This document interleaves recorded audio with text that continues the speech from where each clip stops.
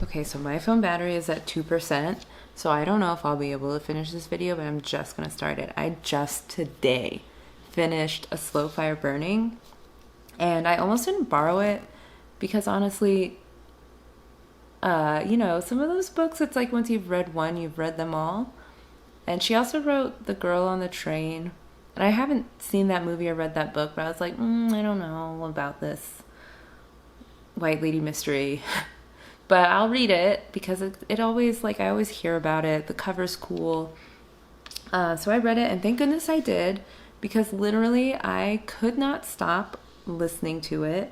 It was like a 12-hour audiobook. No, like a 9-hour audiobook. I don't know, something like that. Rosamund Pike narrates it.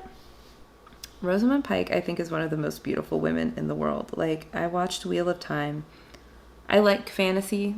I would have watched it anyway, but my God, Rosamund Pike, like, it could have just been 8 episodes of Rosamund Pike staring at the camera and I would have watched it all. So her narrating it was fantastic. Like, she has an incredible voice. She does each character so well. Sometimes I forgot it was her. And also, normally I listen to audiobooks a little bit sped up. Her pacing with the way she reads was so perfect. I didn't have to do that. And also, how could I distort her voice? But this is not about Rosamund Pike. This is about the story. So good. So normally I can see a twist coming. Not always, but usually. This one, I wouldn't say, it wasn't like twist. It wasn't like an M. Night Shyamalan, like, surprise! But it was like, as you're, when you're gradually learning things, like, I sometimes, when you know, like, oh, they're trying to misdirect me, but it's definitely like that person did it. That didn't happen for me. There were times where I was like, it was definitely like, this is what's going to happen, this is what's going on, and then it was not that. It was something totally different, and then it was something totally different. Like, it was that, but with more layers, like, more than I realized, informing it. I think I'm a little bit out of focus, but I don't know what to do about it. We've already started recording. Oh, that looks a bit better, right? I think that's fine. Okay. So,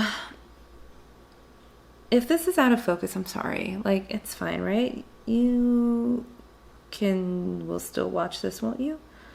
But yeah, I couldn't put it down. Like, I was listening to it. Like I said in my last video, I have got to finish this drawing.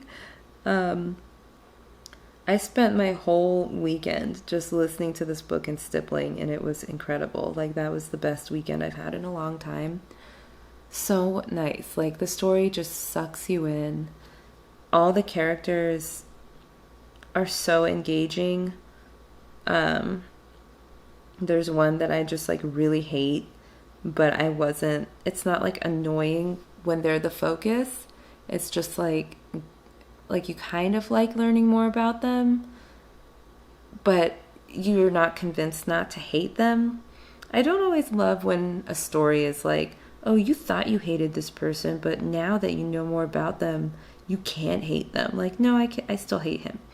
Like, it gave me a little bit of background on this character, but it doesn't try to convince you that justifies behavior. It's just like, this informs the behavior.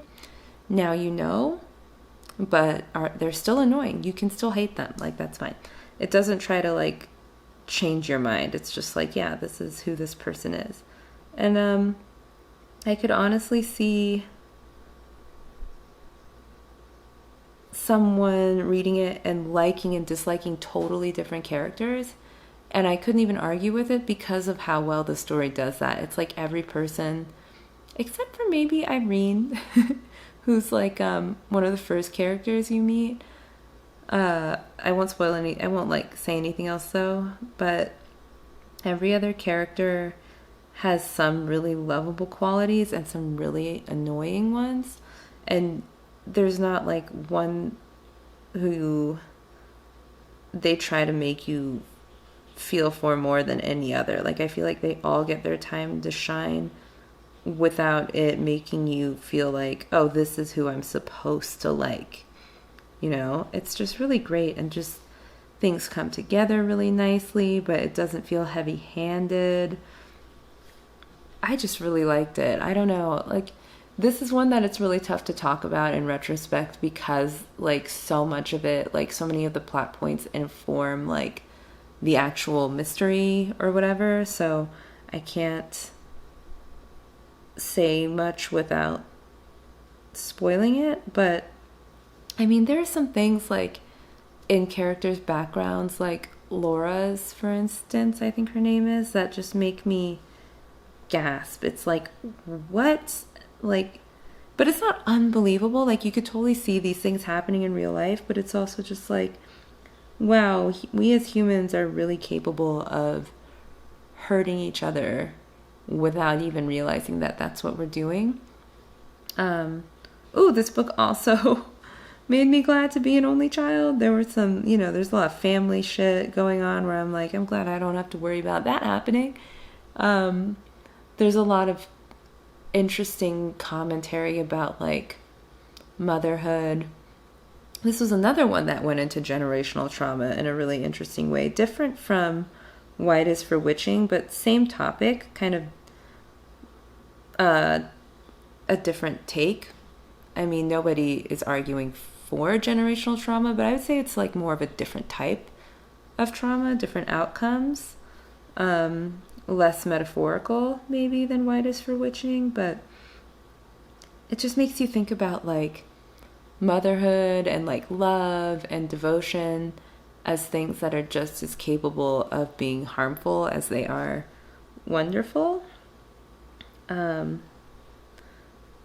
not, like, necessarily a new take, but I thought it was it was done in a nice way. Like, that's not the whole story, but it was, like, a really nice kind of accent to the story. Like, there were a lot of different plots, something for everyone, honestly. Like, if you like a murder mystery, you've got it. If you like a day in the life snippet of different people's perspectives, that's there. If you like thinking about, like, victimhood versus, like, perceived victimhood, that's there. Like, the crime element, like,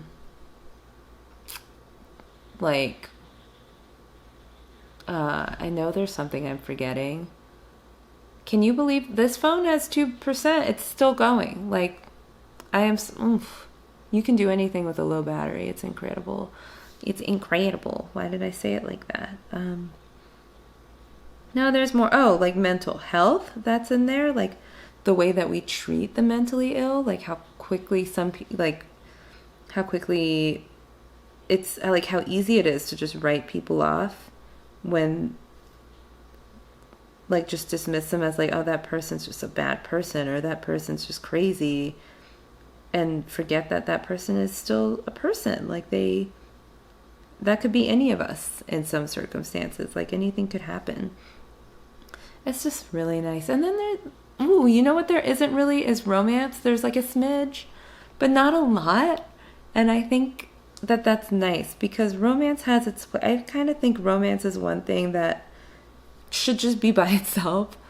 I think romance as a subplot sometimes is annoying.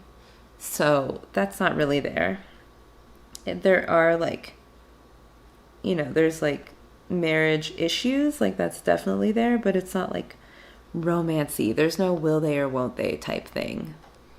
Well, my phone just died, but I'm pretty much wrapping up anyway. Like, it was really, really good. I was talking to my partner about it, even though he has not read it, so there was no point. I was like, you have to read this so we can talk about it. So you read it so we can talk about it. A Slow Fire Burning.